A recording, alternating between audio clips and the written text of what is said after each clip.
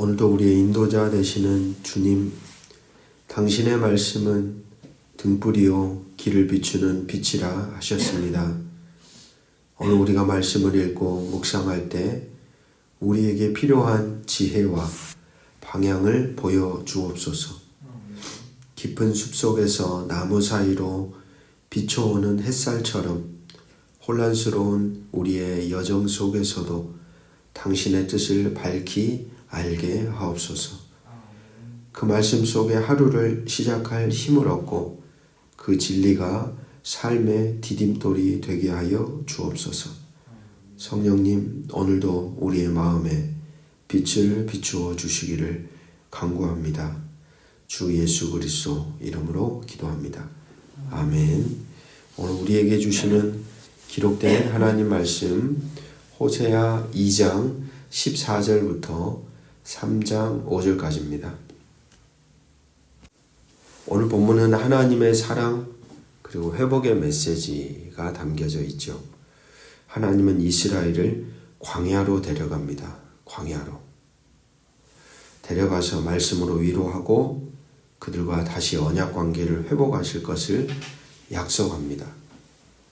하나님은 배신한 이스라엘을 사랑으로 끊임없이 찾아오시는 신실한 남편으로 묘사되죠.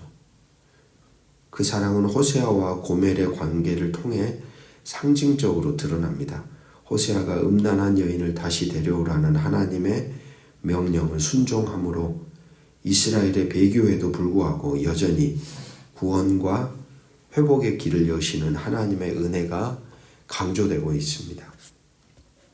오늘 14절 15절은 이스라엘의 회복에 대한 약속, 그리고 16절부터 23절은 관계 회복의 언약, 그리고 3장 1절부터 3절은 호세아와 고멜의 비유적인 행위, 그리고 3장 4절 5절은 이스라엘의 미래의 회복된 모습을 묘사합니다. 14절을 보시면 들이라는 말이 나오죠. 보라 내가 그를 타일러 거친 들로 데리고 간다. 거친 들. 어제도 말씀드렸듯이 들이라는 곳은 광야입니다.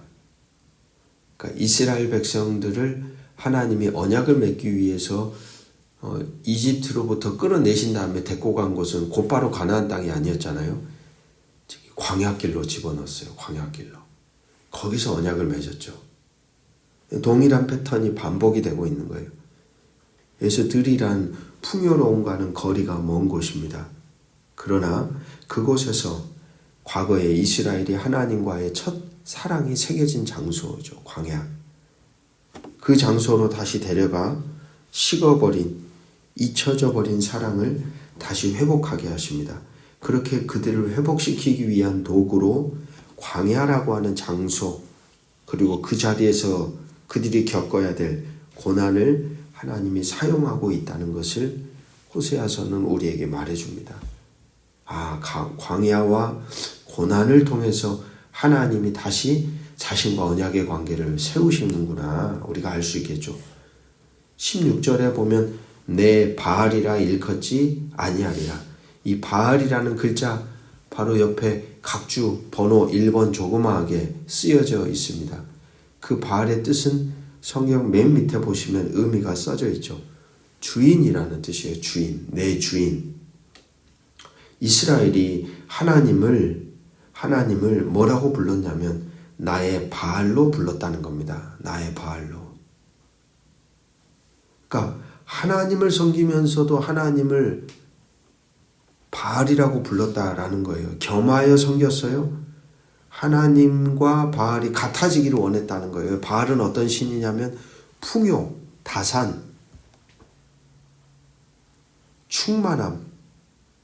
그러니까 이 이스라엘 백성이 그 어떤 소유나 그 넘쳐나는 것에 마음을 둔 나머지 하나님을 바알과 동일한 신으로 만들어가기를 원했다라는 게 투사되었다는 거예요.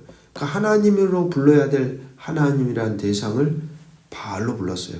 그러니까 그런 바알과 같은 신이 되기를 원했던 거죠. 하나님이. 17절 말씀, 하나님은 그걸 원하지 않으십니다. 내가 바알들의 이름을 그의 입에서 어떻게 한다 그래요?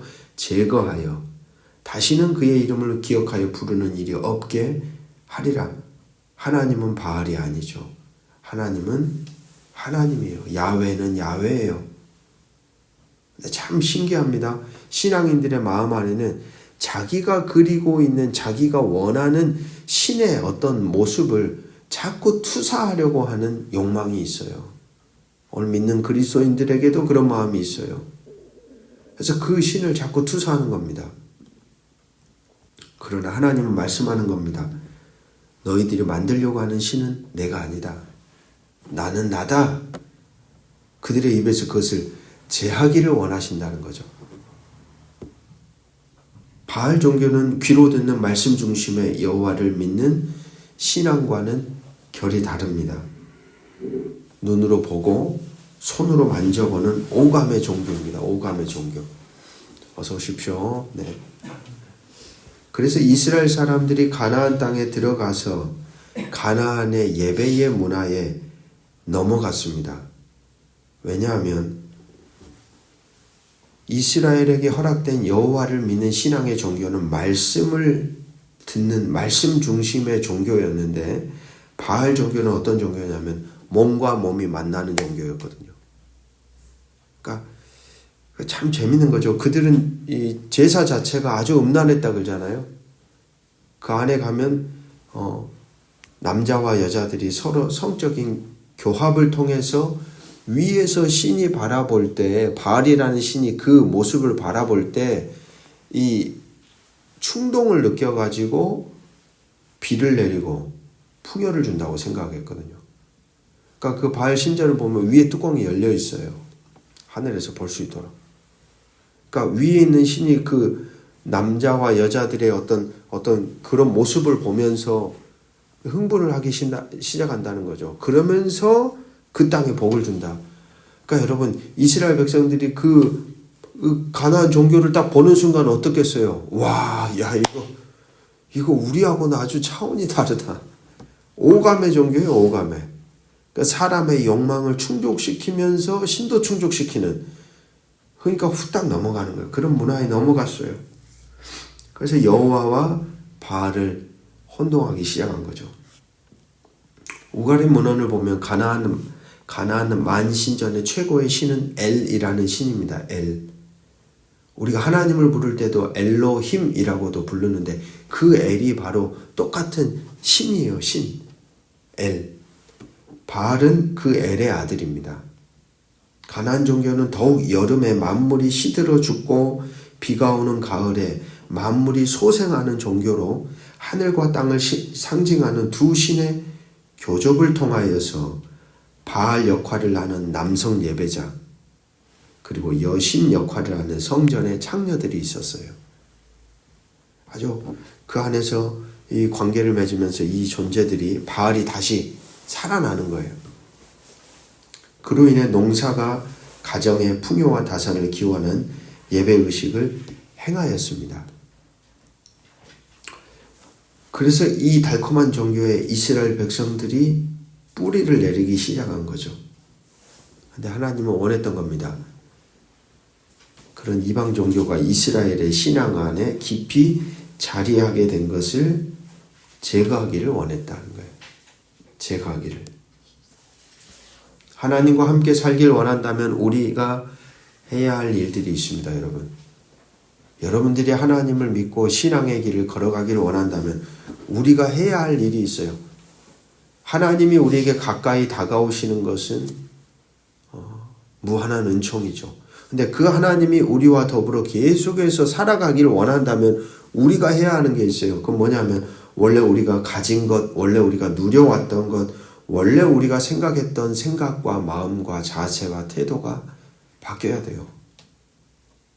그럼 보십시오. 남자와 여자가 결혼하고 나서 원래 남자의 패턴대로 생활을 하면 부부간의 가정이 이루어질 수 있습니까? 당장에 도장 찍죠. 끝나는 거예요, 가정은. 똑같습니다. 우리가 하나님을 믿는다는 건 하나의 남자와 여자의 부부의 언약이에요. 예전의 삶대로는 살아갈 수가 없어요. 오늘도 우리가 하나님과 함께 신앙의 길을 걸어가기를 원한다면, 우리의 인생을 살아가기를 원한다면 우리가 원래 가진 것과 누렸던 것을 그대로 누리며 살 수는 없어요. 하나님과 함께 존재하기 위한 자기 존재 변화는 필수적인 과정입니다. 그 여정을 오늘 저도 걸어가고 있고 신앙인들도 걸어가고 있는 거죠. 18절부터 23절의 말씀을 따라가다 보면 한 가지 원리를 발견합니다. 그것은 하나님과의 관계 회복이 일어나게 되자 자연스럽게 나머지 관계들도 회복이 된다는 거예요. 여러분, 이게 참 어떻게 보면 바른 신앙인들의 열매입니다. 하나님과 관계가 좋은데 사람들과의 관계가 깨진다? 뭔가 신앙이 고장난 거예요, 사실. 하나님과 원만한 관계가 되면 자연스럽게 일어나는 현상은 뭐냐? 가장 가까운 사람들과의 관계도 평화가 임하게 돼 있어요. 당연히 좋아져야죠. 근데 가끔 그런 분들 있잖아요. 하나님에 대해서 뜨거운 열정을 가지고 있는 사람들이 사람들과의 관계는 완전히 뒤틀려요. 어울리지를 못해요. 관계가 단절돼요. 뭔가 신앙이 고장난 거죠. 생각해 봐야죠. 과연 내가 하나님을 제대로 바라보고 있는가? 놀라운 것은 18절에서 23절의 말씀은 그걸 보여줍니다. 하나님과의 관계 회복이 일어나자 18절에 보니까 온 세계를 하나님이 다스리고 계시는데 하나님과의 관계가 바로 서게 되자 무너졌던 자연과의 관계, 사람들과의 관계가 회복됩니다. 이것이 바로 신앙의 역사이죠. 21절에서 22절에서는 기존 하늘에서 비를 주관하는 생산의 신 바알로부터 모든 것이 이루어진다고 생각했던 사람들의 생각을 뒤집어 엎습니다. 그 모든 일을 누가 하고 계신다? 하나님이 하고 있다. 내가 하고 있다. 너희들 착각하지 말아라. 3장 1절 말씀 우리 같이 한번 읽어보겠습니다. 시작. 여호와께서 내게 이르시되 이스라엘 자손이 다른 신을 섬기고 건포도 과자를 즐길지라도 여호와가 그들을 사랑하나니 너는 또 가서 타인의 사랑을 받아 음녀가 된 그 여자를 사랑하라 하시기로. 음행한 부인을 다시 사랑할 것을 하나님이 명하십니다. 하나님을 저버리고 강대국들을 향해 눈을 돌리고 음행한 이스라엘 바알을 향하여 마음을 쏟아버린 음행한 이스라엘을 하나님이 다시 사랑하시는 것처럼 하나님의 그 행위를 너 호세아가 다시 본받아 행하라. 2절에서는 그에 대한 대가로 은 15개와 보리 한 호멜 반, 두 값을 합치면 은 30세겔입니다. 그러니까 노예의 몸값과 똑같죠. 스스로 버리고 나간 이가 지불하게 하지 않으시고 하나님이 지불하여 데리고 오신다. 그러니까 어떻게 보면 이 작은 어떤 행위 속에서도 나중에 일어날 십자가의 사건이 재현되고 있죠. 여러분, 죄는 사람이 지었는데 누가 죽어요? 하나님이 대가를 치렀잖아요. 예수님이. 여기 본문도 보십시오. 그 여인이 바람나서 나갔어요. 근데 여인이 대가를 치르고 들어와야 되는데 누가 대가를 치러요? 남편 된 내가 대가를 치르고 다시 데리고 들어온 거. 참 헤아릴 길이 없죠. 이게 어떻게 이런 행위들을 하실까?